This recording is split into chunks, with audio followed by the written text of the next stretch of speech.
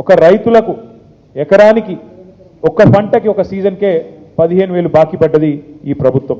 అన్నదాతలకు 2 లక్షల రుణమాఫీ అన్నారు, ఇప్పటి వరకు సరిగ్గా చారాన కూడా రుణమాఫీ చేయలేదు. కౌలు రైతులకు 15,000 బాకీ, రైతు కూలీలకు 12,000 బాకీ, ఆటో అన్నలకు దాదాపు 24,000 బాకీ, మహిళలకు నెలకు 2,500 రూపాయలు బాకీ, పెళ్లైన ఆడబిడ్డలకు తులం బంగారం బాకీ, మా పేద అవ్వలు తాతలకు నెలకు 4,000 బాకీ, చదువుకునే విద్యార్థినులకు స్కూటీలు బాకీ, అట్లాగే అన్ని రకాల వరికి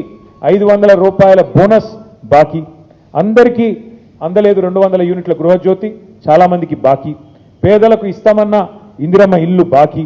ఉద్యమకారులకు 250 చదరపు అడుగుల స్థలం బాకీ,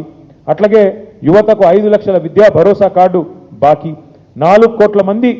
రేవంత్ రెడ్డి గారికి పడ్డ బాకీని గుర్తు చేయడానికే, 4 కోట్ల మంది కాంగ్రెస్ పడ్డ బాకీని గుర్తు చేయడానికే ఈ బాకీ కార్డు తీసుకొస్తా ఉన్నాం.